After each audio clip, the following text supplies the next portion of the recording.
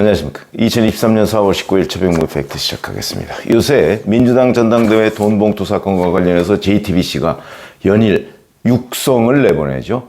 이정근 전 사무부총장이 통화한 사람들과 나눴던 대화, 이게 고스란히 녹음되어 있고요. 뭐 그 녹음 파일이 3만 개인데 압축해서 5천 개, 그리고 그 중에 범죄 혐의가 의심되는 2천여 개, 뭐 이런 정도를 가지고서 지금 아마 검찰이 수사를 하고 있는 것으로 보이는데, 그걸 뭐 거의 통째로 입수한 것 같은 그런 느낌이 듭니다. 연일 뭐 관련 뉴스를 따라가면서 녹음 파일을 공개하고 있거든요. 그래서 그 녹음 파일 공개, 그러니까 녹음 파일 출처, 지금 현재 녹음 파일을 가지고 있는 사람은 검찰하고 아마 이정근 전 부총장 변호인 정도가 가지고 있을 가능성이 있는데, 그러니까 어디가 이걸 유출을 하고 JTBC가 어디에서 그걸 입수를 했느냐, 이 논란이 있는 거죠. 만약에 검찰에서 그걸 JTBC에 줬다면 민주당 주장대로 언론 플레이가 되는 거고, 그 다음에 그렇지 않고 이정근 전 부총장 변호인 측에서 만약에 JTBC가 입수를 했다고 한다면 그거는 또 이정근 변호인 측이 또는 이정근 측이 뭔가 노리는 그림이 있을 것이다. 그거는 검찰의 언론 플레이하고 아무 상관이 없는 거죠. 그런 두 가지 관점이 있습니다. 현재 진실은 아무도 모르죠. JTBC가 알고 있겠죠. 자기들이 입수한 경로가 있을 테니까. 그러나 뭐 그거는 공개를 안 할 거고, 설령 공개를 한다고 해도 저희가 그건 취재원이기 때문에 믿기가 어렵다, 이렇게 말씀을 드리는 그 한 가닥이 있고, 어쨌든 그에 근거해서 지금 계속 육성이 나오고 있는데 또 하나의 결정적 육성이 나왔습니다. 4월 10일이죠. 강래구 수자원공사 감사가 이정근 전 부총장하고 통화하는 겁니다. 강래구 감사가 이렇게 얘기합니다. 송영길 후보가 누구 얘기를 하길래 참 열심히 하네요 그랬더니만 영길이 형이 그러더라고. 그래서 안 그래도 내가 조금 처리해줬어. 더 열심히 하라고. 영길이 형이 뭐 어디서 구했는지 그런 건 모르겠지만 많이 처리를 했더라고, 이렇게 얘기했어. 이 사람들이 얘기하는 처리는 돈 봉투를 줬다, 이런 뜻입니다. 그리고 강래구 감사가 또 이렇게 얘기합니다. 내가 조금 성만이 형이라는 건 이성만 의원, 성만이 형이 준비해 준 거 가지고 인사를 했습니다 그랬더니 송영길 후보가 아유 잘했네 잘했어 그러더라고. 이렇게 육성이 나오고요. 이정근 전 부총장은 우리는 왜 저번에 왔을 때 강 감사님께서 이렇게 신나게 주셨잖아. 그러면 우리는 이제 됐으니까 그냥 이제 뭐 더 안 해도 되는 건가? 이렇게 얘기를 하니까 강래구 감사가 영길이 형한테 물어보고, 뭐 막판에 스피치 낼 때 한 번씩 더 해가지고 뭐 이런 얘기까지 있습니다. 자, 그러면 이 대화를 보면 강래구, 그러니까 이렇게 되는 거죠. 송영길 당시 후보가 뭐 알았다는 건 뭐 수두룩한 그 녹음 파일의 증거로 남아 있고요. 그렇지 않습니까? 서로 돈을 여기 뿌렸다 저기 뿌렸다 뭐 그다음에 뭐 자기가 돈 봉투를 뿌렸다고 했더니 뭐 후보가 아유 잘했네 잘했어라고 얘기했다. 뭐 제가 지금까지 얘기했던 송영길 후보가 알았다는 증거 외에도 수많은 증거들이 여기에 있고, 지금 드러나지 않은 녹음 파일에도 또 그런 증거들이 있을 것이다. 그런데 이 어제 JTBC 보도는 송영길 후보가 알았다 몰랐다는 수준을 훨씬 뛰어넘는 겁니다. 직접 했다는 거야. 직접 했다. 응? 안 그래도 조금 처리해 줬어.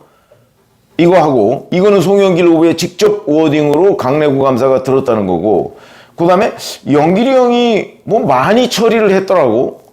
이거는 특정인한테는 조금 처리했고, 그 다음에 강래구 감사가 이렇게 송영길 후보하고 얘기를 하는 과정에서 처리를 많이 했더라 라고 자기가 인지하게 된 거 아닙니까, 강래구 감사가. 그러면 우리가 여기서 지금까지 민주당 돈봉투 사건이라는 거는 강래구 감사하고 뭐 조택상 인천시 전 정무부 시장, 이 사람은 뭐 1,000만 원, 강래구 감사가 뭐 8,000만 원 정도, 그 다음에 뭐 다른 사람이 한 500만 원 정도 해서 9,500만 원 정도가 뿌려진 거고, 그게 이제 강래구 주로 박용수 전 보좌관, 그 그 다음에 이정근 부총장, 윤관석 의원, 요 라인을 통해서 돈 봉투가 현역 의원, 그 다음에 지역 본부장, 캠프 상황실장, 이런 사람들한테 한 50명에서 70명 수준, 이 사람들한테 뿌려졌다 하는 그 라인이 하나 있고, 강내구 감사가 송영길 후보한테 들었다는 거는 송영길 후보가 직접 그 많이 처리를 한 부분, 이게 별도의 라인으로 존재하는 거죠. 그래서 제가 돈 봉투 별도 라인이 있다고 지금 말씀을 드리는 겁니다. 그러면 이런 거 한번 생각해 보시죠.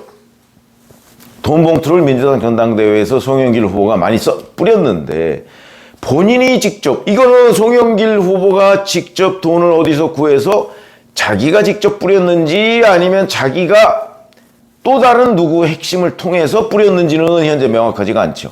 왜냐면 강내구 감사는 그냥 송영길 후보한테 들은 거니까, 조금 처리했다, 많이 했더라고, 이건 들은 거니까. 그러니까 송영길 강내구 이 라인이 아니고 송영길 다른 라인이 있을 수 있거나, 아니면 송영길 후보가 직접 했거나, 뭐 예를 들어서 현역 의원 같은 경우 돈 봉투 직접 줄 수 있죠. 전당대회 같은 걸 하면요, 저희 취재 결과를 보면 후보를 직접 면담을 하지 않습니까? 그러면 돈 봉투를 줍니다. 그게 친명계 좌장인 정성호 의원이 얘기했듯이 뭐 기름값, 식대, 뭐 경력금, 뭐 이런 거죠. 뭐 50만 원, 100만 원, 또는 뭐 현역 의원의 경우에는 몇백만 원, 이런 경우에는 300만 원. 그리고 자기가 정말 이 사람한테는 배팅을 해야 되겠다 싶으면 500만 원, 1000만 원 이렇게 줍니다. 그런 경우 많이 있죠. 그래서 심지어는 그렇게 얘기해서 정직한 사람들은요, 그렇게 면담하고 와서, 야, 내가 지금 누구 만났더니 봉투 하나 주더라, 이렇게 얘기하는 사람이 있습니다. 기자한테 얘기하는 사람도 있습니다. 물론 쓰지 않을 거라는 정도로 신뢰가 있는 기자한테는 그런 걸 얘기를 합니다. 그래서 실제 돈을 보여주기도 하고요. 저는 그 돈을 나눠줬다는 사람도 봤습니다.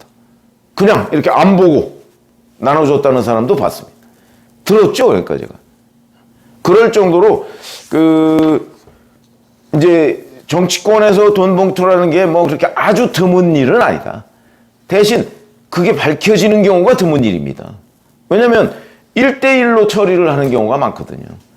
그러니까 준 사람 안 줬다고 하고 받은 사람 안 받았다고 하면 어떻게 방법이 없습니다.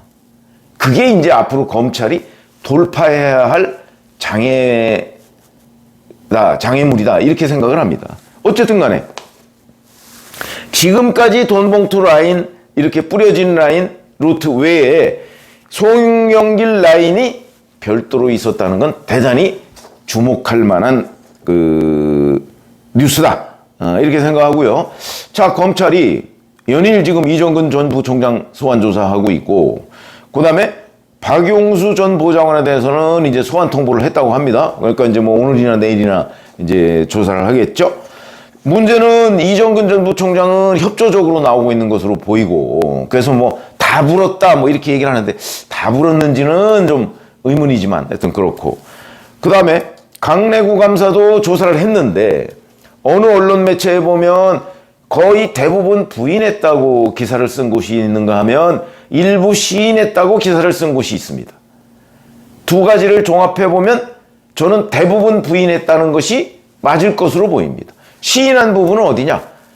본인이 돈을 어디서 조달했느냐? 원래 대전에 출마를 2번 했었거든요. 그러니까 출마했을 때 그 스폰서였던 사람들한테 돈을 구했다는 식으로 아마 얘기를 한 것으로 보이고, 근데 검찰은 그걸 다 믿지는 않고, 강내구 감사가 수자원공사 감사니까 수자원공사 감사 때 수자원공사에 업자들이 있을 거 아닙니까? 그 업자들한테 뭔가 편의를 봐주고 뇌물을 받은 것 아닌가, 이렇게 의심을 하고 있죠. 그 부분은 앞으로 이제 추가로 대가성이 있었는데, 뭐 강내구 감사에 당연히 대가성 없다고 부인을 하겠지만, 그 업자를 특정해서 조사하게 되면 뭐 또 다른 얘기가 나올 수가 있으니까, 그 부분도 이제 하나의 또 그 수사 영역으로 지금 남아 있는 거다. 그래서 자, 송영길 전 대표는 지금 연일 부인하고 있습니다. 자기는 모르는 일이라고. 근데 이렇게 수많은 관련자들의 증거가 있죠. 그리고 지금 이제 이재명 대표가 자진 귀국을 요청했다는데 송영길 대표 일단 거절한 것으로 보이고요. 22일에 기자간담회를 갖는다고 했는데 뭐 이 점에서 이제 이재명 대표가 지금 자진 귀국 요청했다는 얘기는 우리는 송영길 방탄을 안 한다 이런 거 아니겠습니까? 자기 방탄은 하는데 송영길 방탄은 안 한다. 이게 이제 앞으로 이재명계와 송영길 간의 갈등 요소가 될 가능성이 대단히 높고 이 점에 송영길 전 대표가 열받았을 가능성도 상당히 있다. 이런 게 일종의 죄수의 딜레마죠. 그러면 검찰은 이런 죄수의 딜레마 또는 이재명, 송영길 간의 갈등 이런 걸 잘 활용해서 수사를 해야 되겠죠. 지금 검찰 수사에 협조하고 있는 사람은 이정근 전 부총장 뿐인 것으로 보이는데 이제 앞으로 윤관석 의원, 이성만 의원 뭐 다 조사를 하게 될 겁니다. 그럼 이 사람들은 녹음 파일에 있는 부분이 어느 정도까지 인정을 할 것이냐 이 부분에 관해서 이제 인정한 부분과 인정하지 않은 부분을 이렇게 사람을 별도로 분리해서 꽤 맞춰보면 어느 정도 그림은 그려질 텐데 이 사람들이 만약에 송영길 전 대표 아무리 여기에 많아도 다 부인하고 전부 다 부인할 경우에는 검찰 수사가 쉽지만은 않다. 이정근 전 부총장이 시인하는 거와 녹음 파일만 가지고서 왜냐하면 녹음 파일은 자기네들끼리 이렇게 얘기했다는 거지 실제 집행이 됐는지는 이 사람들이 진술로 나와야 되거든요.